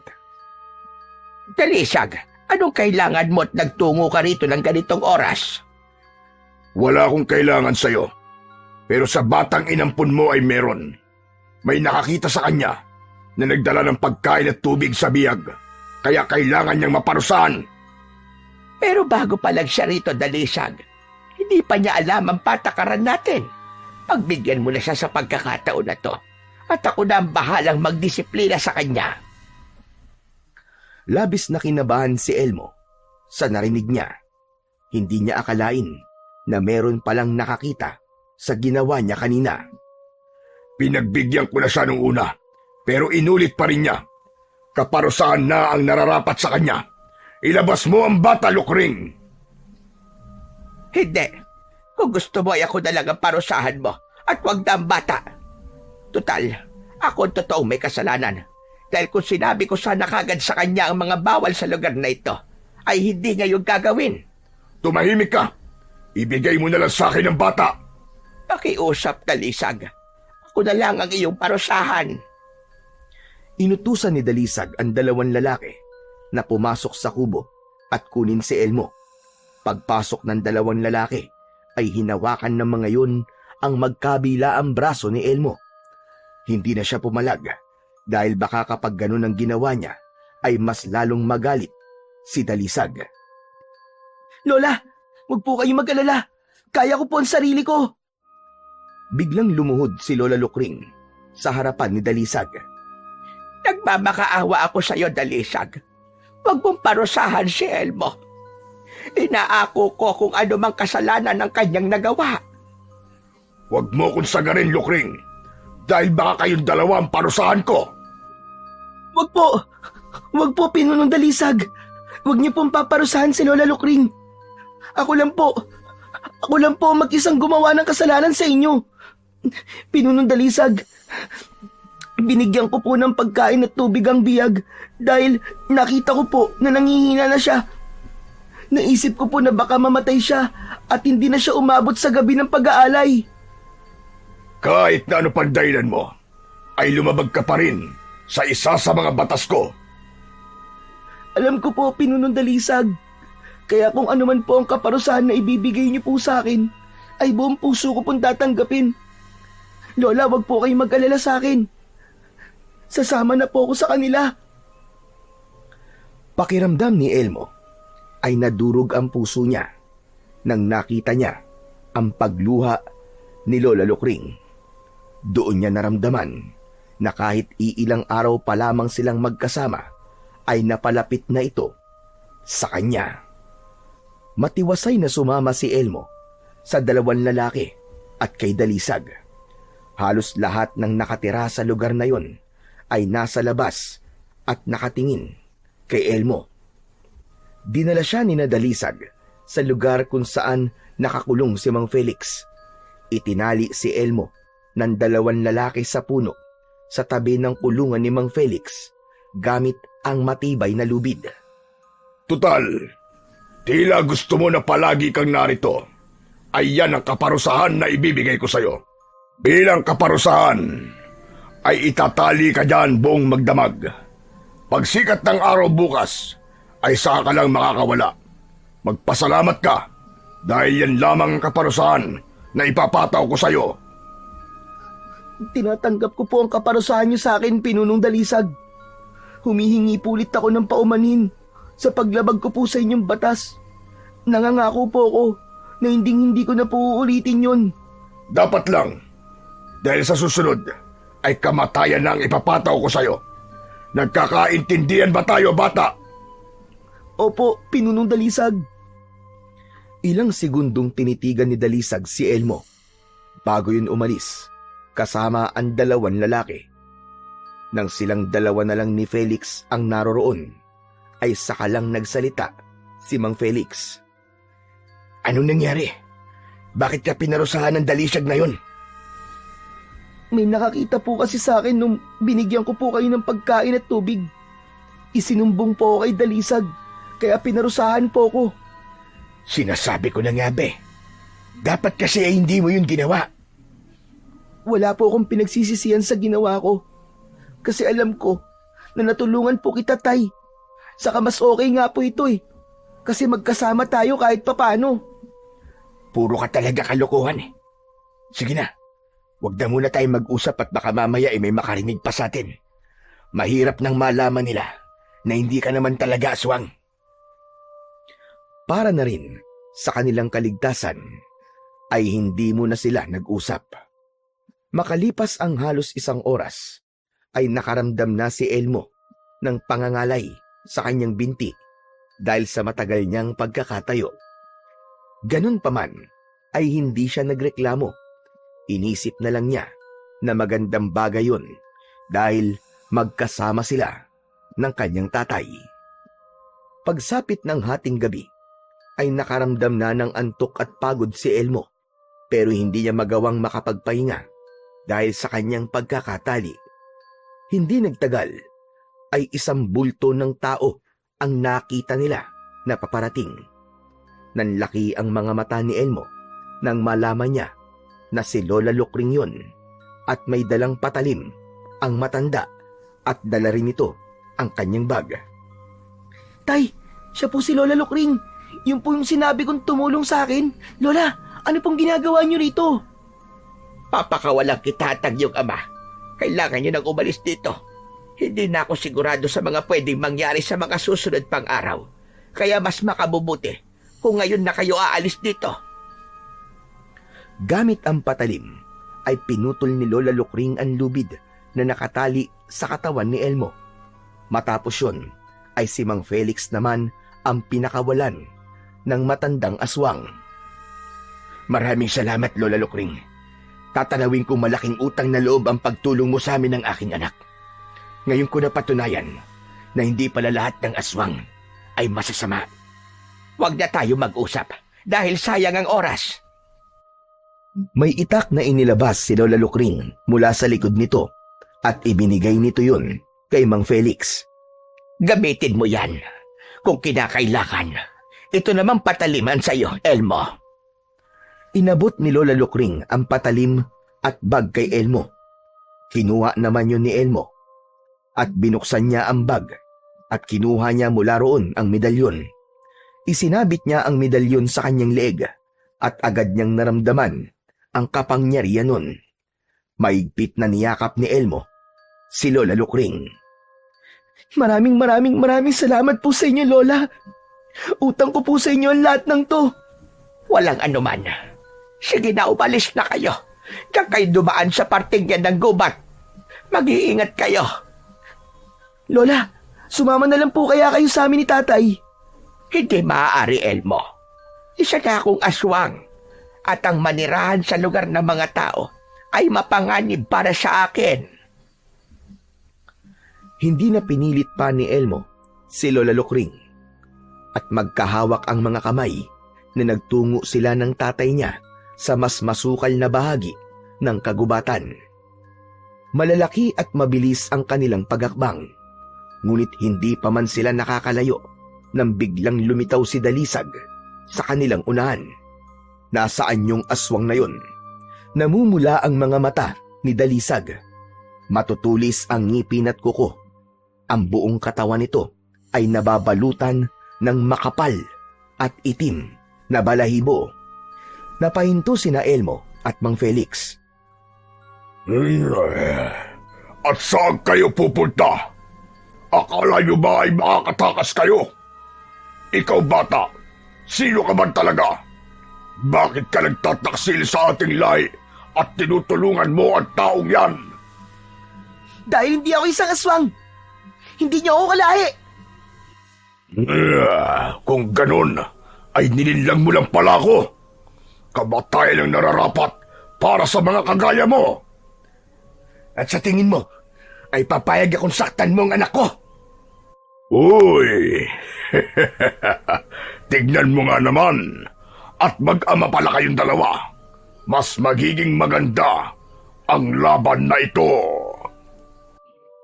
Hindi na nagsalita si Mang Felix at una itong umatake kay Dalisag gamit ang kanyang matalas na itak na ibinigay sa kanya ni Lola Lukring. Kahit nanghihina ay pinilit pa rin ni Mang Felix na labanan ng pinuno ng mga aswang na si Dalisag. Ngunit lahat ng pag-atake nito ay matagumpay na naiwasan ni Dalisag. Hanggang diyan ka na lang ba? Wala ka palang kwenta. Hindi mo ko mapapatay kung ganyang kakabagal. Mahinang nilalang. Biglang kinalmot ni Dalisag sa tiyan si Mang Felix. Napaluhod si Mang Felix at malakas itong sinipa ni Dalisag sa muka. Natumba sa lupa si Mang Felix at nahirapan na yung tumayo. Tatay! Ngayon, ikaw naman ang makakatikim ng aking bangis, bata. Humanda ka! Sumugod si Elmo kay Dalisag. Inunahan niya na ito. Taglay niya ang kakaibang bilis at lakas dahil sa suot niyang medalyon. Iniwasan niya ang matutulis na mga kuko ni Dalisag. Lumusot siya sa ilalim ng braso ng aswang at buong puwersang sinaksak niya ang tagiliran nito gamit ang patalim. Umalingaw-ngaw ang nakakakilabot na hiyaw ni Dalisag at umatras ito ng ilang hakbang habang nanginginig ang katawan. Mas lalo nanlisik ang mga mata ni Dalisag at mabilis siyang umatake sa batang si Elmo. Tumalon yun at sinunggaban si Elmo. Napahiga si Elmo habang nasa ibabaw niya si Dalisag. Hawak nito ang mga braso niya kaya hindi siya makagalaw. Hindi ko akalain na malakas ka palang bata ka. Pero wala pa rin ang lakas mo kumpara sa aking lakas na pinuno ng mga aswang. Ngayon, harapin mo na ang kamatayang nararapat para sa iyo. Ngumanga ng napakalaki si Dalisag. Handa na sana nitong sakmalin sa leeg si Elmo at patayin ng isang aswang ang sumampa sa likod ni Dalisag at kinagat ito sa leeg. Sumambulat ang dugo sa lupa. Nang mabitiwan ni Dalisag ang mga kamay ni Elmo, ay sinamantala niya ang pagkakataong yun upang tuluyan ng wakasan ang buhay ni Dalisag na pinuno ng mga aswang. Mabilis niyang itinarak sa dibdib ni Dalisag ang patalim at pinagdiinan niya yon na maigi. Siniguro niya na tinamaan niya ang puso nito. Paghugot niya sa patalim, ay doon na niya nilaslas ang leeg nito. Sumambulat ang maitim na dugo ni Dalisag sa mukha ni Elmo. Pero hindi niya yon ininda. Nagawa pang makatayo ni Dalisag, pero natumba rin yun at tuluyan na ngang binawian ng buhay. Patay na ang pinuno ng mga aswang. Agad na nilapitan ni Elmo si Mang Felix at tinulungan niya itong tumayo. Tinignan nila ang aswang na tumulong sa kanila. Bumalik sa pagiging tao ang aswang at napangiti si Elmo nang malaman niya na yun ay walang iba kundi si Lola Lukring. Masayang nilapitan ni na Elmo at Mang Felix si Lola Lukring na nasaan yun ng tao. Lola Lukring! Salamat po, Lola. Sobrang bait niyo po talaga. Kung di po kayo dumating, ay baka patay na po kami ng tatay ko. Hindi ba't nangako ko sa iyo na hindi kita pababayaan, Elmo? Sige na, umalis na kayo. Ligtas na kayo dahil patay na si Dalisag. Hindi niya na kayo masasaktan. Pero Lola Lukring, paano ka po? Saan na po kayo pupunta ngayon? Sa ngayon ay hindi ko pa alam. Pero isa lang ang sigurado ko. Hindi na ako babalik sa pugad ng mga aswang. Matapos magpaalam kay Lola Lukring, ay naglakad na sina Elmo at Felix palabas ng gubat, palabas sa pugad ng mga aswang. Hanggang sa tuluyan na silang nakauwi sa kanilang bahay.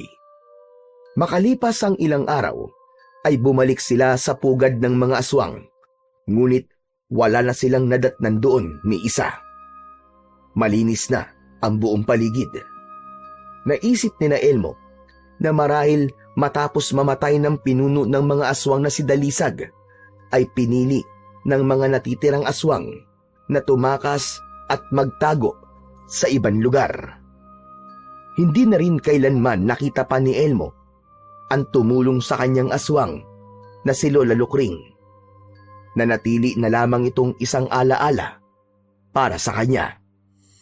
Itinago ni Elmo ang medalyon at nangako siya sa kanyang sarili na hindi niya yun muling susuotin hanggang hindi siya tumutungtong sa tamang edad na edad 18 para gamitin yun.